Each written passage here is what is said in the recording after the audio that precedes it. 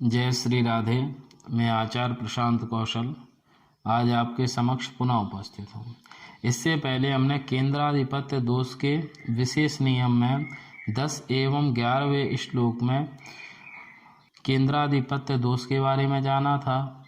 मारक स्थान के बारे में जाना था कि मारक स्थान कौन से होते हैं एवं मारक स्थान में किन किन ग्रहों की राशि पड़ने से उन ग्रहों को मारकत्व प्राप्त होता है। जैसे हमने गुरु और शुक्र के बारे में जाना था कि गुरु और शुक्र को सप्तम भाव में राशि पड़ने से मारक हो जाते हैं, और यदि सप्तम भाव में ही स्थित हो जाते हैं तो प्रबल मारक गुरु और शुक्र को मानते हैं। अब इससे जो अगला श्लोक है 11वें नंबर का, बुधस तदनु चंद्रोपि भवेत तदनु तद्विदः। अब इसमें भी उन्होंने बुध और चंद्रमा के विषय में बताया है। इसे भी हमने इससे पहले बताया था। बुध और चंद्रमा को भी शुभ ग्रह मानते हैं। यदि बुध की राशि सप्तम भाव में पड़ती है या फिर चंद्रमा की राशि सप्तम भाव में पड़ती है तो फिर यदि वो सप्तम भाव में ही आके स्थित हो जाते हैं तो उन्हें भी मारकत्व प्राप्त होता है। लेकिन गुरु और शुक्र से बुध को कम मारकत्व प्राप्त होता है और बुध से कम चंद्रमा को मारकत्व प्राप्त होता है। अब इसकी जो अंतिम पंक्ति है, नारंध्रेशत्व दोषस्तु सूर्य चंद्र मसूर भवेत। आज हम इसके बारे में जानेंगे। सूर्य व चंद्र के विशेष नियम जानने से पहले मैं एक बात और बता दूं। मेरे से ऋषि भारद्वाज जी ने पंच महापुरुष योगों के बारे में पूछा है, तो इससे 11वें नंबर के बाद में जो 12वां श्लोक आता है उसमें पंच महापुरुष योगों के बारे में बताया गया है। यहाँ पर मैं केवल सूक्ष्म बता दूं कि पंच महापुरुष योग केंद्र में यदि अपनी राशि में ग्रह हो, मूल त्रिकोण राशि में हो, उच्च राशि में हो, 5 ग्रहों से जो 5 प्रकार के योग बनते हैं उन्हें पंच महापुरुष योग कहते हैं। मंगल से रोचक योग बनता है, बुध से भद्रक योग बनता है, गुरु से हंसक योग बनता है, शुक्र से मालव्य योग बनता है एवं शनि से शश योग बनता है। इसे हम आगे वाले श्लोक में विस्तार से समझेंगे। आज 11वें श्लोक की अंतिम पंक्ति को पूर्ण करते हैं। तो इसमें सबसे पहले बताया है कि पहले बताया जा चुका है कि नवम भाव यानी भाग्य स्थान का व्यय यानी अष्टमेश ग्रह कोई भी हो वो परम पापी होता है। इससे विपरीत 11वें श्लोक की अंतिम पंक्ति लिखी गई है कि यदि सूर्य व चंद्रमा की राशि यदि अष्टम स्थान में पड़ती है तो उन्हें अष्टमेश होने का महान दोष नहीं लगता। अब अष्टम भाव में ये स्थिति कब पड़ती है तो आप देखेंगे धनु एवं मकर लग्न की जन्म कुंडली आपको दिखाई दे रही है। धनु लग्न में अष्टमेश चंद्रमा होते हैं एवं मकर लग्न में अष्टमेश सूर्य होते हैं।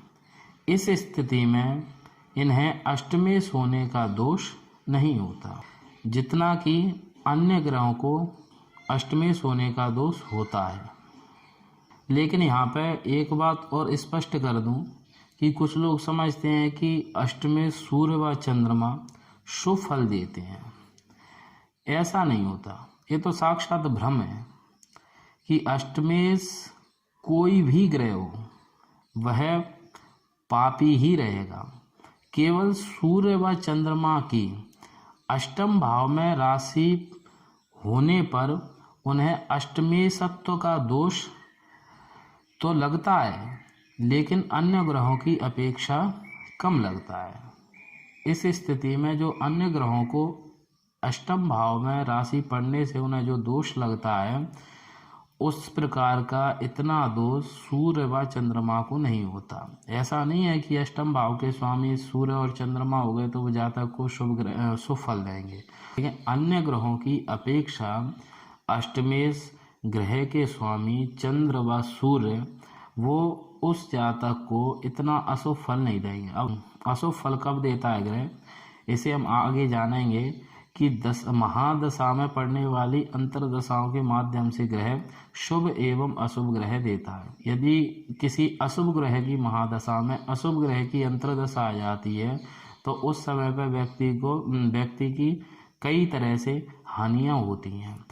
इसी प्रकार जैसे अन्य जन्म कुंडलियों में यदि पापी ग्रह की महादशा में अष्टमेश ग्रह की अंतरदशा आएगी तो उससे हानि होगी, लेकिन धनु व मकर लग्न में यदि सूर्य और चंद्रमा के बारे में जो बताया गया है कि सूर्य और चंद्रमा इतने अशुभ नहीं होते, तो जब सूर्य और चंद्रमा की अंतरदशा आएगी तो उस समय पे उस जातक की अन्य कुंडलियों के हिसाब से उन व्यक्तियों को अशुभ फल कम मिलेगा, लेकिन वो अशुभ फल कम मिलेगा। अब इसमें भी एक शर्त है इनकी कि अष्टमेश जब सूर्य और चंद्रमा हो जाते हैं और यदि वो अष्टम भाव में ही स्थित हो, जब उन्हें सूर्य और चंद्रमा को मामूली अष्टमेश होने का दोष लगता है, यदि वही सूर्य और चंद्रमा अष्टमेश होकर किसी अशुभ स्थान में जाके बैठ जाएं, यानी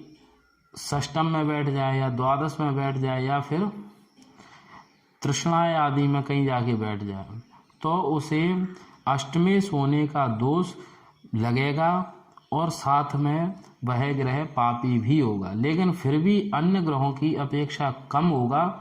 लेकिन जब वो अष्टम में ही स्वग्रही होके दोनों बैठ जाएंगे तो उन्हें और अन्य ग्रहों की अपेक्षा बिल्कुल मामूली दोष प्राप्त होगा। तो यह 11वें नंबर के श्लोक में यही बताया गया है, बुधस तदनु चंद्रोपि भवेत् तदनु तद्विदः नारंद्रेशत दोषस्तु सूर्य चंद्र मशूर भवे। गुरु और शुक्र से कम बुध को और बुध से कम चंद्रमा को मारक दोष लगता है। इसी प्रकार अष्टमेश होने का दोष सबसे कम सूर्य और चंद्रमा को लगता है, लेकिन यदि वो स्वग्रही होके बैठ जाएं तो उन्हें बिल्कुल मामूली दोष लगता है।